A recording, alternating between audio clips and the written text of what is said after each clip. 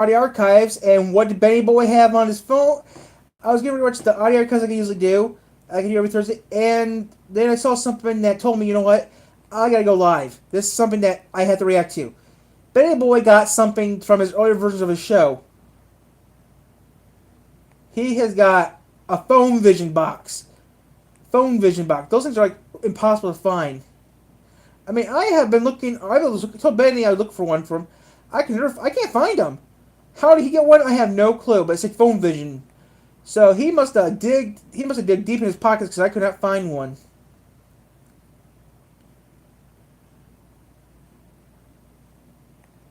For him to find one is impossible to find. I can't find one. Space.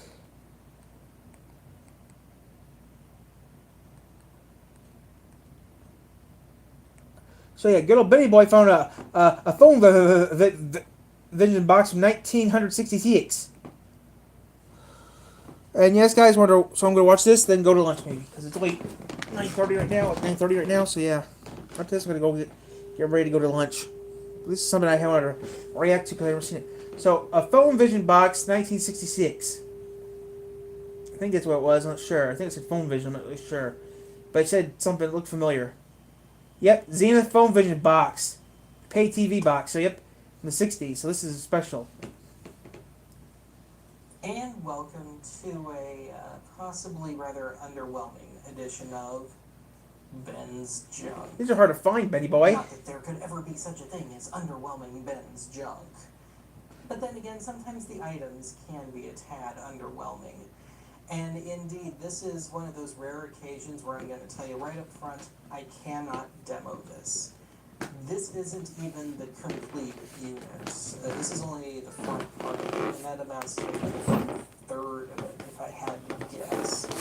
A third of it? So, anyway, this is a Zenith Phone Vision box, and this is from the final incarnation of Phone Vision, where you needed outboard gear to watch Phone Vision. So anyway, let me back up. Let me look better for you. Here. Okay.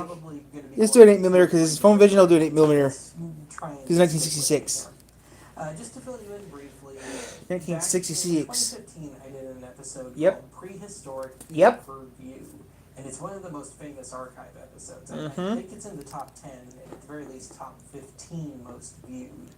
Yep, I watched it a few times. I watched it at least 10 times. Kind of led up to pay-per-view as we now know Yep. it. And the first segment of that episode, and the longest one. So that's why we're Nate Miller, guys, because it's a special video. Phone Vision. And so I guess 1/3 of it was using this name for 55 years.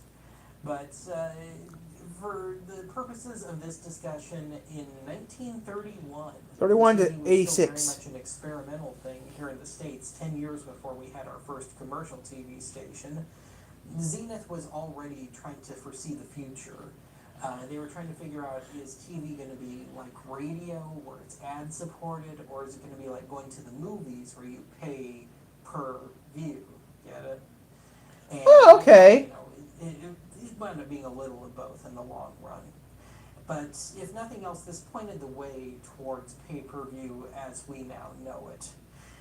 So anyway, it was really the 50s by the time Zenith properly got to test this concept out, and the only semi-lasting stab at it was the final one in the 60s, which lasted for most of the decade, and only in Hartford, Connecticut, over WHCT, Channel 18.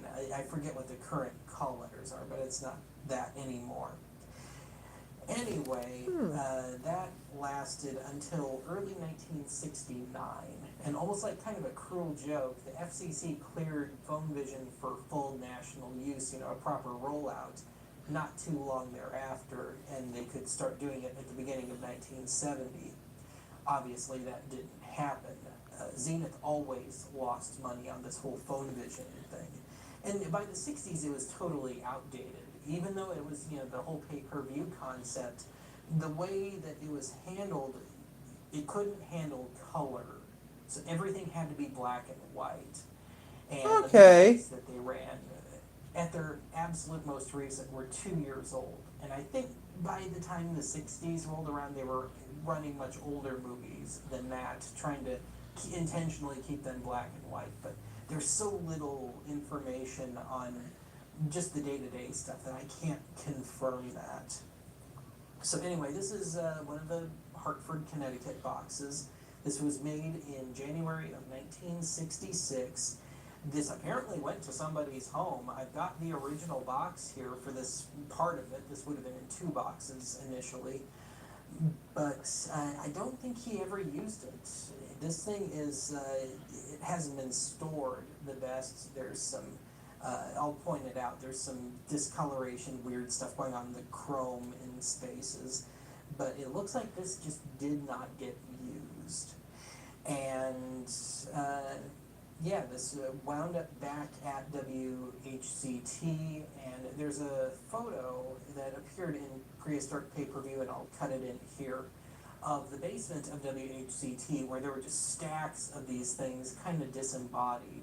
1971. So the reason that these things are, in case you haven't gotten the hint, so crazy rare now is that they got parted out. They got sold to an electronic salvage company.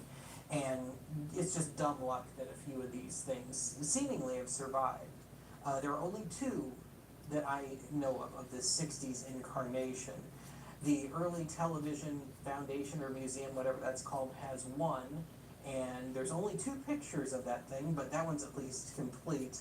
The pictures aren't very good, they're pretty old, they're pretty heavily data compressed, and then we've got my front third of one. And so, I guess I should discuss how I came to acquire this.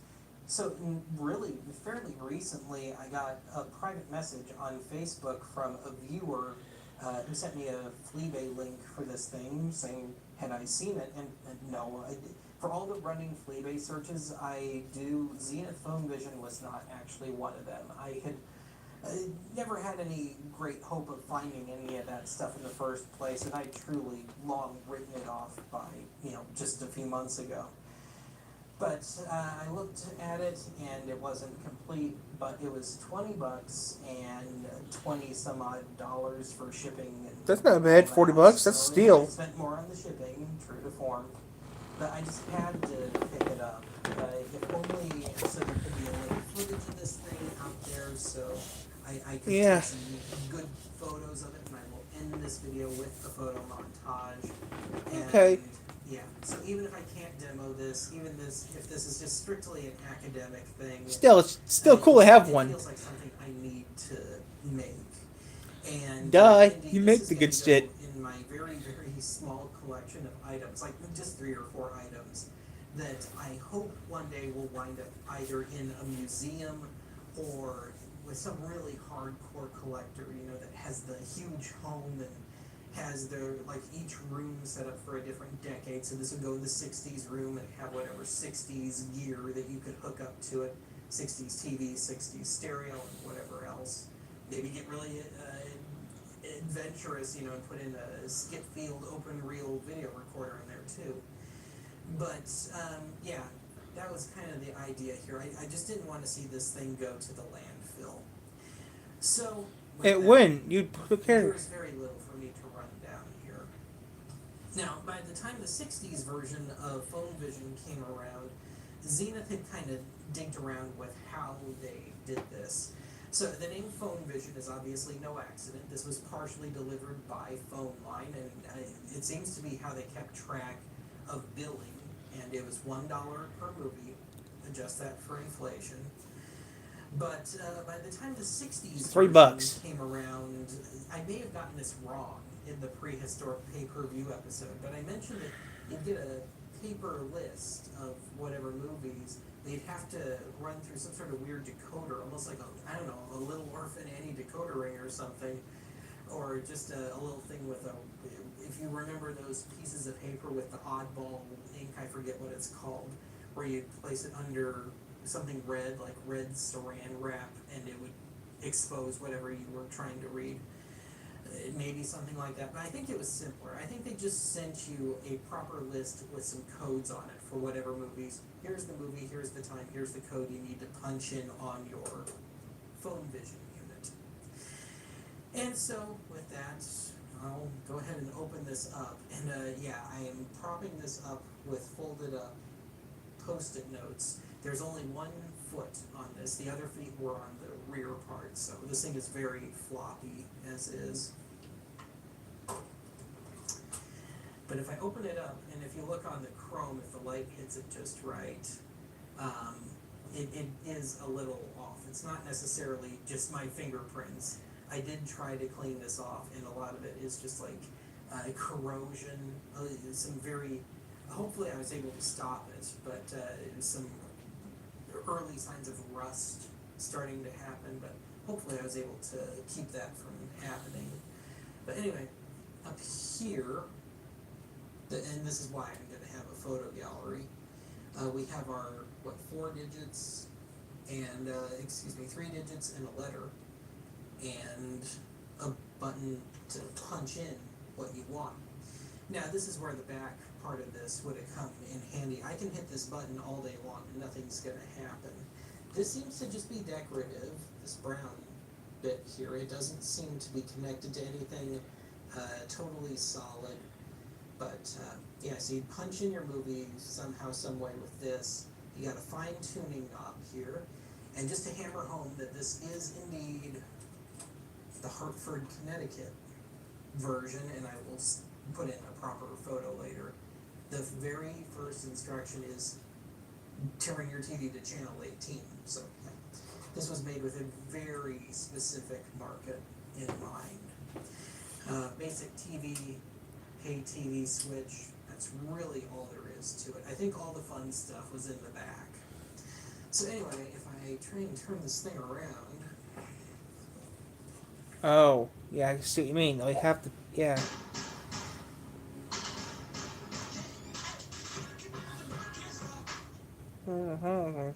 I'm going to. When you have auto glass damage, trust SafeLight. This dad and daughter were driving when they got a crack in their windshield. It's okay. He wouldn't take his car just anywhere. So he brought it to SafeLight. We replaced the windshield and recalibrated their car's advanced safety system. So features like automatic emergency braking will work properly. Right on this. Wow, that's great. Thanks. Stay safe with SafeLight. Schedule now. SafeLight repair, SafeLight replace.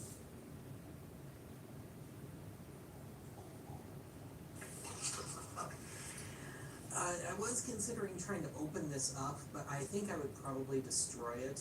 It's not just screws, but there's some rivets and some other stuff in here, and I don't want to potentially ruin any of the wiring, not that anybody would ever be able to test it at this point. But it seemed to be tube driven. We got the sockets for it, or some adapter for it too, I guess it could be, but I'm going to guess just tube driven. And that's about it. When I press that one and only button, if I can open up the front again, right at the tip of my finger, you can see where it would be communicating with something in that big rear part of this. But anyway, we got the date stamp, which is upside down. You'll see it in the photo gallery. And yeah, there's just not much to go on here. This is truly an academic thing. So anyway, I do have the original box, one of the original boxes, as it were, and apparently they called this front part of it a translator.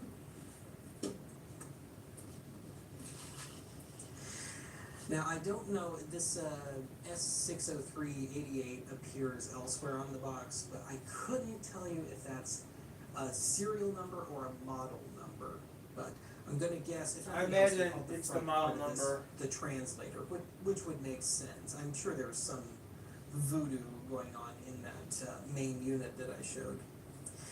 But anyway, it's kind of hard to read at this point. Okay, so I have to do something real quick and I'll be right back. So everything's ready to go over lunch.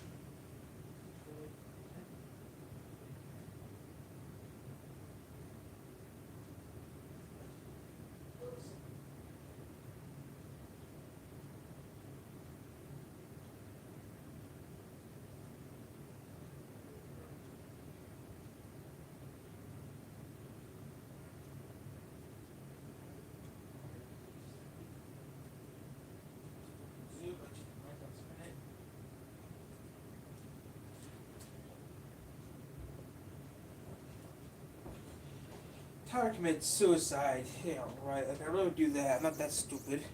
A few times you were. A few times. That time I was drunk when I thought. That time I was depressed. Now I'm not depressed. Right now I'm happy because I can go to the diner, relax, have a cup of coffee, have a nice cup of pop, and that's it.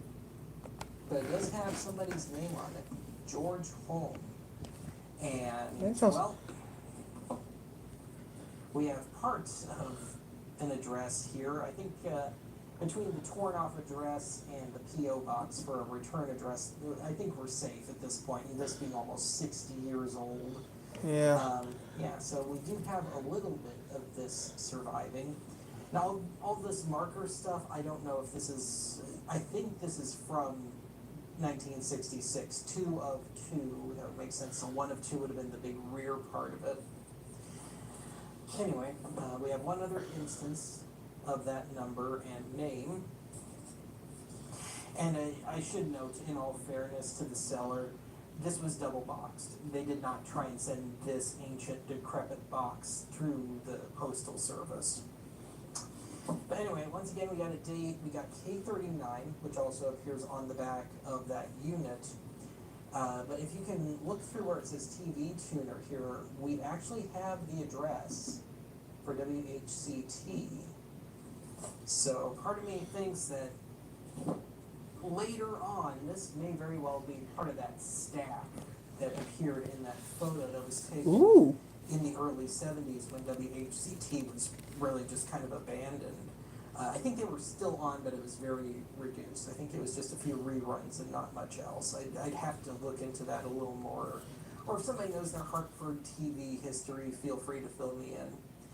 But anyway, that's really all I have to show here. Again, I can't demo anything, but it felt like it needed to be discussed. So with that, I'm going to shut up here. This is going to be it for me on the vocal front today. I will leave you with my photo gallery, and I'll talk to you again soon.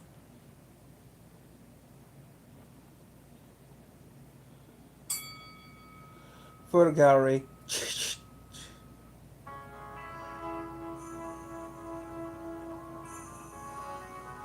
pretty neat though that, right, still he has a partial one. That's still cool enough to have a partial. Like I said, these are hard to find.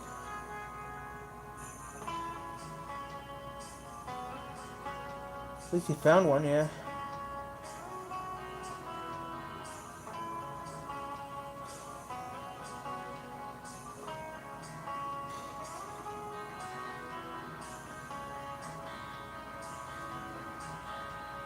Still, oh, okay. Still, it's cool that he has one.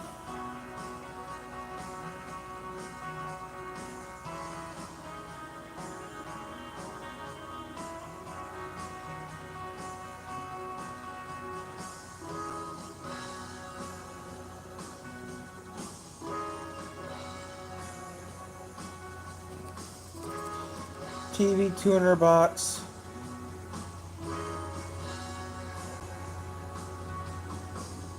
K39 night. Boxing a day after the. Yeah.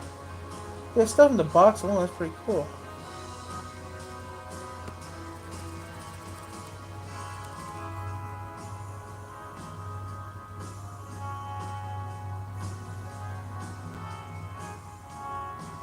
Cool that he actually took pictures of it and put on YouTube. I can't do that. ARRI Archives. Copyright 2013. Benmanite Industry. Special thanks to for telling me about this link.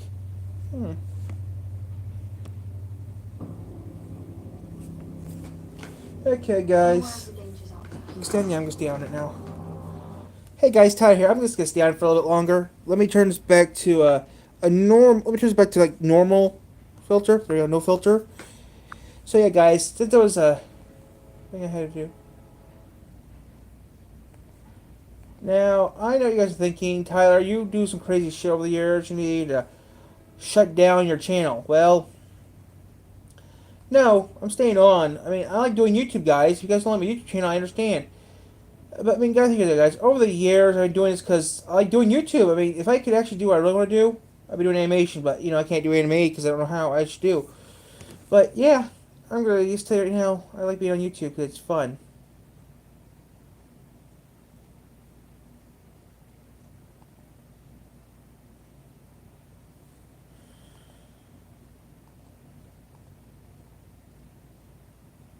And today is quite hot.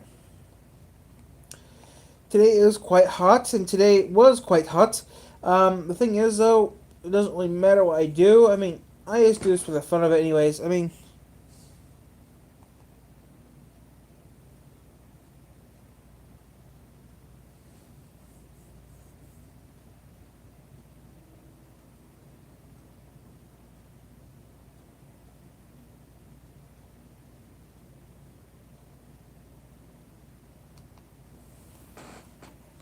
and I like having get thoughts about maybe making out with someone. I was gonna make out with someone right now, but you know that will never happen. And I want to have so much cash. First, P-Start books, hospital, BK talk show, Studebaker Museum. I mean, I think I did pretty good, guys. Over the years, I regret making videos. Yes. Today, do I? No. I'm gonna watch a little bit of this before I go have lunch. And yes, guys, we might go live for lunch. Who knows? Taking us 97 hours to get from Bellingham, Washington to Whittier, Alaska. That's 5 nights, 6 days on board a ferry that costs more than a cruise but has fewer amenities. Welcome to the Alaska Marine Highway System. I'm Mike, traveling by train from Miami to Alaska, which has brought me here. So welcome to Down Live. Wait, do you want to do Under Steam Engine? Ferry, Season 2. I might look that up, guys, later on about Under Steam Engine. Across America has led us here. This is the last Amtrak stop in America, Bellingham, Washington. And we really couldn't have picked a closer spot from the Amtrak station to the... Oh, like 2 feet. Before I do that, I just want to look up real quick. Steam engines in Michigan.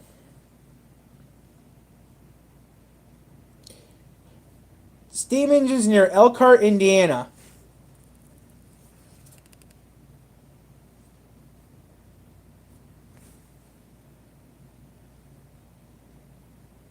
Oh, that's a museum.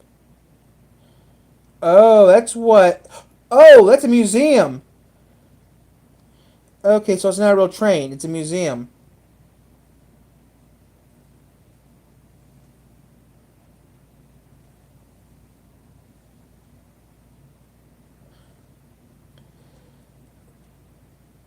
So that's a museum. Okay.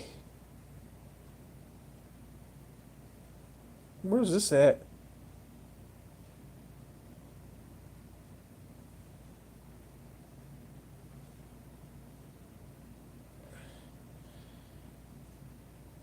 Where is this? Oh, that's actually on the line.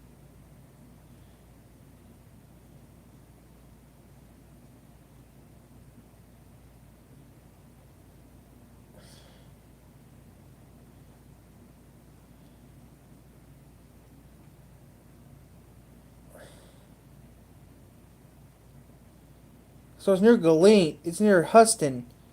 Huston, Indiana? That doesn't help me out. Okay, that helps me out now. So it's near Three Oaks.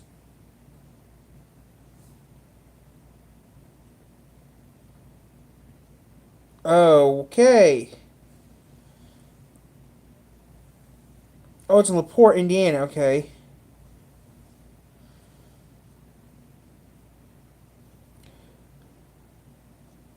So there's actually we did the steam engine. That was fun riding the steam engine in Elkhart, but yeah, if I could, I would. But you know, guys, I mean, I like doing YouTube stuff. So there's actually another steam engine nearby. Okay, well that's good to know. I just need to do a couple more things here real quick, and then we're gonna get off my phone here, and we're gonna start getting ready to go for lunch. And yes, guys, we're gonna have lunch live today, I think. Ooh. So yeah. So next month, I got 2 videos coming next month that are kind of for the channel, and they need to come out. Yeah, I guess 2 channels come out this month that are kind of important for the channel, and it's the 6-year anniversary, which I know later on I gotta work on something. But yeah, Ferry we're taking. That's it right there. I don't know about that till September. I I've invited the hardest working team I know to enjoy This September, guys, we might change the logo. This September, the logo's changing. Hey, buddy. Hey, guys. You made it. We did. So yeah, guys, this September the logo's changing. This September the opening's changing, guys. We gotta make this quick. So yeah, guys, I gotta work on a new opening, guys, that will be made for September 6th. Now they get to ride along and enjoy. So it's 9 and 10. First things first. Check in. I booked us the small interior berth, but figured I'd ask if there's an upgrade possible. There isn't a 4-berth cabin available, is there? Yeah. Wait, so we're upgrading to a 4-bed, upgrading for less money. Wow. We saw this in last episode too, when we got upgraded last minute. Always ask. Always ask. Thank you. Thank you. So let's board and take a look at this fine vessel, all the way across America by train. We're about to board this and continue northwest. The MS Kennecott will be our home for the next 5 nights. To boat up or not to boat up? I feel like that's going to be our line for the rest of this episode is, gentlemen, boat up. Up to boat. This is where we're going to get our room key. Thank you so much. Here we go. 61A. Let's check out our room. Welcome to our berth aboard the MV Kennecott. Welcome aboard. I think we pushed. Oh, it's a push. Okay, all right. So we've got bed here, window, which is what we want, the views. This is a I'm gonna throw up. bathroom. Sink, toilet, shower. Nice. Okay. Nice. Okay. So there's 2 beds and there's 3 of us.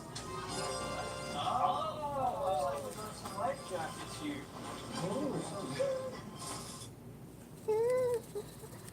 So yeah, I'm gonna leave in a little bit, but yeah. If you guys like what you see, don't forget to hit like, and if you have a suggestion for a video, please tell me in the comments below. And yes, guys, I read all comments within 24 hours. Now, guys, there's been people saying, "Tell you don't read my comment." Well, I read all comments within 24. If you put me in a comment, guys, I read in 24 hours. The thing is, though, sometimes I don't get the comments till days later due to YouTube. It's not my fault; it's YouTube's fault. So if you guys do leave a comment below, I try reading it within 24 hours and try to reply within 24 hours of all comments. Chocolate. For everything. I try to reply to all comments within 24 hours. I try to. And what Warwick and I have just learned is there's no door to the bathroom. Nope. Just this curtain. 5 days, 3 guys. I knew that'd be something. This is our home for the next 5 nights. Should we go look around the rest of the boat? This is a 9-deck vessel, 380 feet long, and can hold up to 750 passengers. Best spot to watch the takeoff. This momentous moment. 5 nights on board. Listening to the trains go by. The back of the boat. No Right on cells. time, we're untied and now officially leaving the lower 48 and headed to the largest state in America. I'm just realizing that we have over 1,300 miles to journey on this ferry and still have another week until I get to the most northern train station. Yet, I've crossed through 28 states and traveled over 7,000 miles by train. And I'm glad I have these 2 guys along. Come on, I wrote a steam engine. That was pretty cool. Let's continue to check out this huge. This year is pretty cool because I got a steam engine. That is a big lifeboat. Oh yeah. Can we go up? Yeah, always go up. Oh. I guess if you didn't pay for a room, sleep here. It's warm. You are allowed to camp on the outdoor decks. There are a lot of different seating areas. This is the aft lounge. This is the lower aft lounge. This is nice. Good place to read and just watch the view. And this is the forward lounge. I guess we'll be doing a lot of sitting on this trip. Let's go see what's on level 7. This is the one with everything. So this is the food court eating area. Wait, what?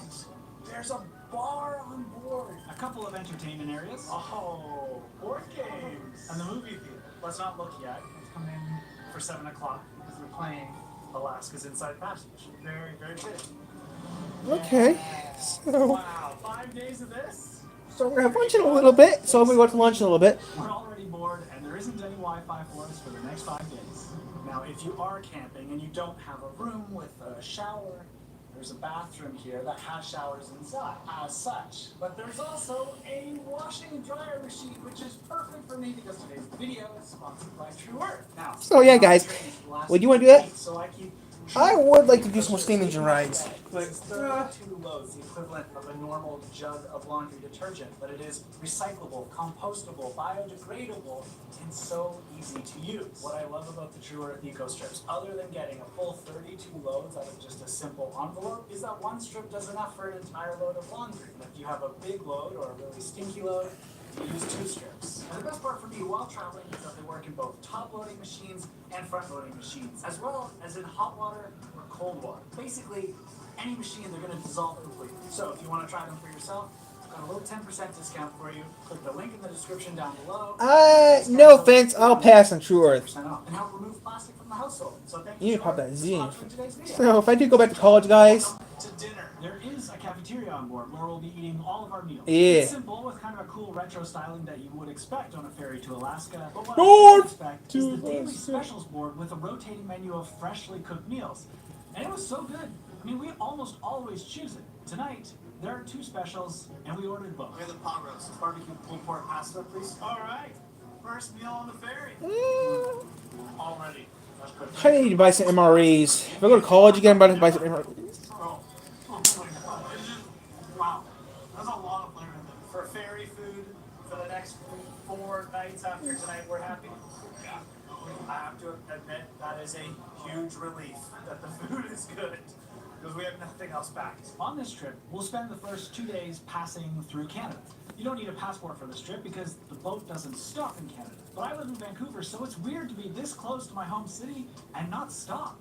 As we continue northbound past Vancouver, we get this amazing sunset to kind of Wow. set us off at the beginning of this trip. So yeah, in about 10 minutes, guys. We might leave in 10 minutes. We might get off in 10 minutes, so I can get ready for my trip to We the. actually end up racing one of my local BC ferries. But at this moment, I'm not in a rush. These are the moments that never last longest. I like living in Michigan. I live in Michigan on And purpose. so, after being apart for 2 months, it's time to just kind of catch up and hang out in our room. I mean, there's no Wi-Fi or anything else to do. They wanted to hear all about the trip. And as you've already seen, well, I had a lot to tell. Right, guys. I mean, I wish my YouTube channel could. I wish I had the proper equipment. It was 10 years ago. I wish. Yeah, I wish back when I was in high school. I actually back in elementary school. I had a big old camera, big old TV camera.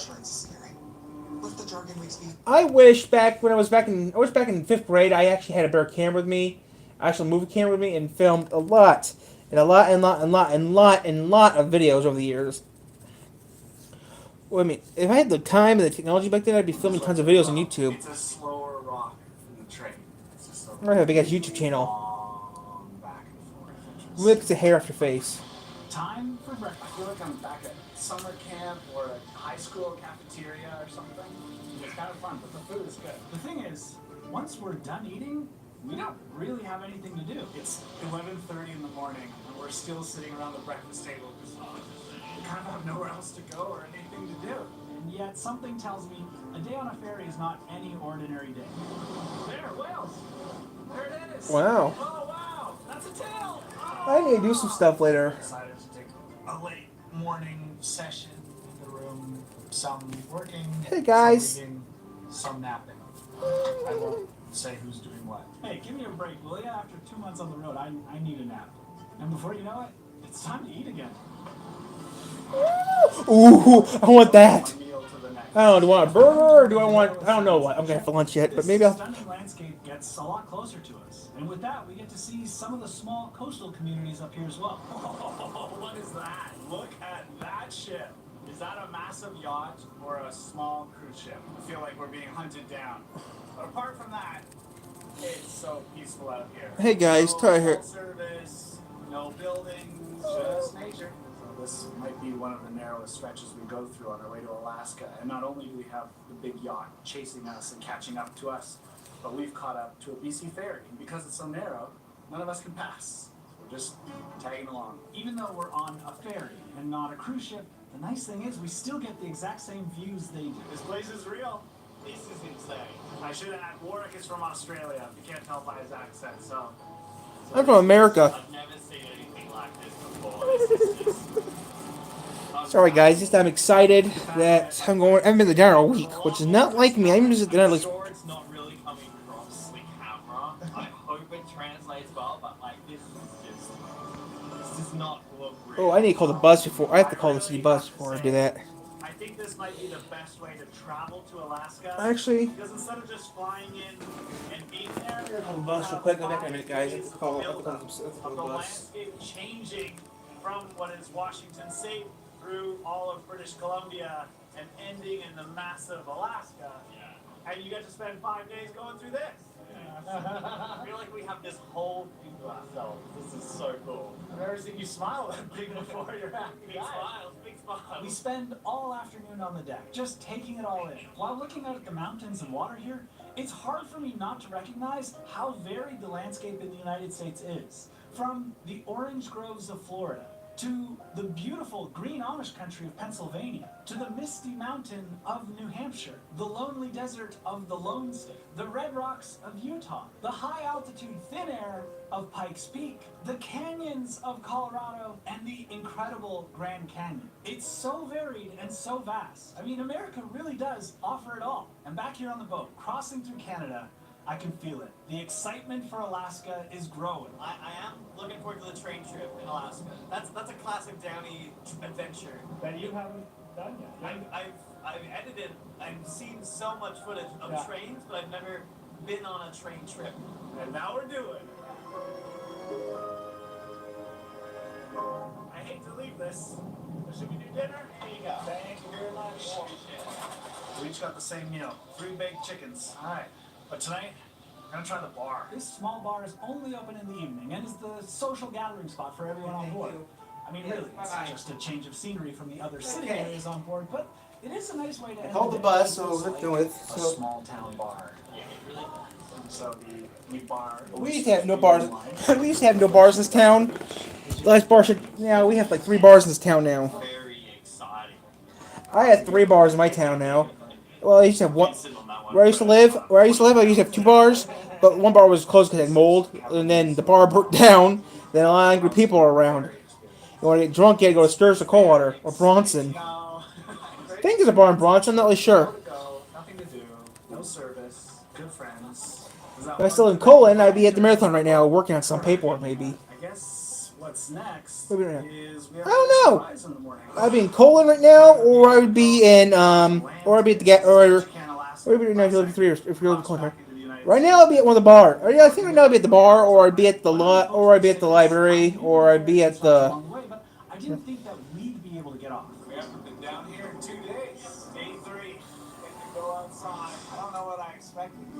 This is a very Alaska day. This feels kind of like a bigger moment than I expected. This is my first time setting foot on Alaska ground. I spent the last 2 months traveling across the country by train for this moment. I don't feel much different.